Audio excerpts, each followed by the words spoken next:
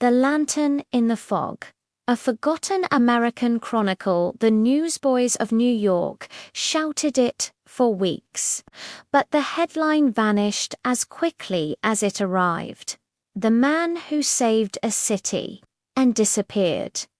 Most Americans today have never heard his name.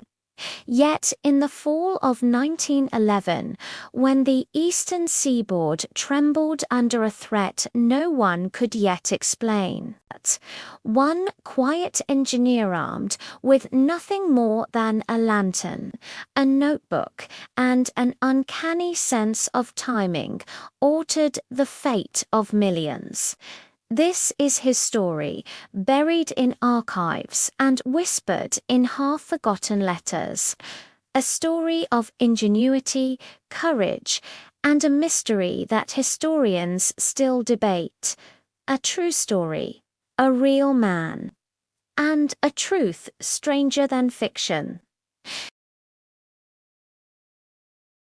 Chapter 1: The Man No One Noticed. In 1911, Samuel Everett Sloan lived in a boarding house on Broome Street, a narrow corner of Manhattan, still thick with the scent of coal smoke and newly baked bread from immigrant bakeries. Sloan was 34 years old, average in height, quiet in manner, and according to all who knew him, a man who walked like he was always thinking of something just beyond the horizon. He worked as a junior structural engineer for the Pennsylvania Railroad Company. His colleagues teased him for his obsession with small details, for the way he would stare at rivets as if they carried secrets, or listen to distant vibrations in a bridge as though they were whispers. Sloan never argued back. He simply listened. Every night he returned to his small rented room, lit an oil lamp, and filled pages of a leather notebook with sketches, bridges, tunnels, pressure calculations, symbols no one else recognized. No one, not even Sloan, imagined that these notebooks would one day help him prevent one of the greatest disasters in American history.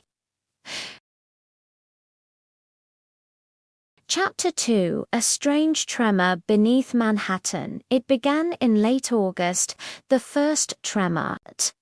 At 2:14 a.m., a low, almost inaudible vibration rippled beneath Manhattan. It was so faint that only a handful of night shift workers in the tunnels noticed it. Among them was Sloan. He had been inspecting a section of the nearly completed Hudson River tunnels, a project that had already claimed dozens of workers' lives due to underwater pressure accidents.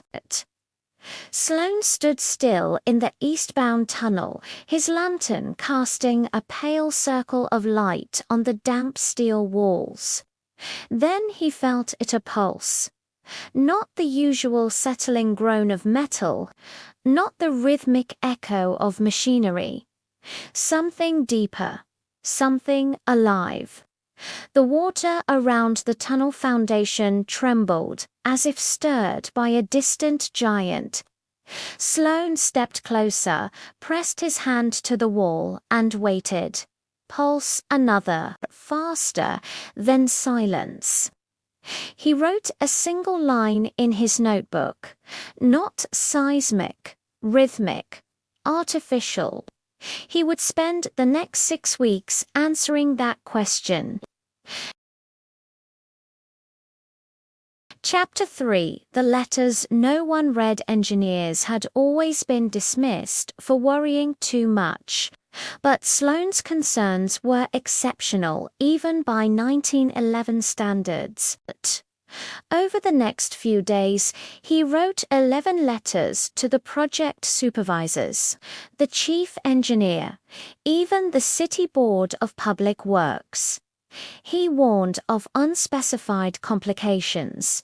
He described unusual hydrostatic fluctuations. He urged immediate reinforcement of sections 3B through 5D. No one replied.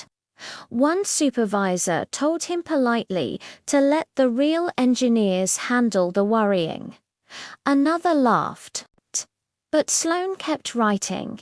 His letters grew more urgent. He spent hours examining tunnel schematics, recalculating pressure equations, and comparing water level data from the river. By September 10th, he was certain. Something massive was shifting beneath the Hudson River. Something man-made, but he had no evidence. Not yet. Chapter 4: The Forgotten Experiment. To understand what Sloan discovered, one must look back to a little-known military experiment conducted 4 years earlier. Project Typhon, an early U.S. Navy initiative exploring underwater acoustic propulsion. Most details of Typhon are still classified, but what historians have pieced together is this.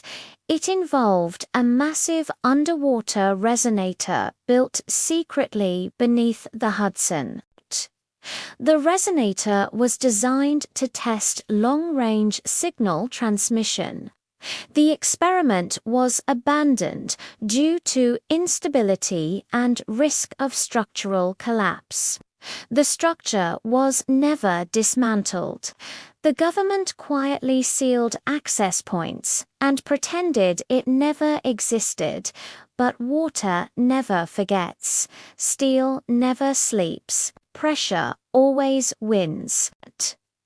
Now, in 1911, after years of corrosion and riverbed shifting, the resonator had reactivated done intentionally, and it was destabilizing everything around it.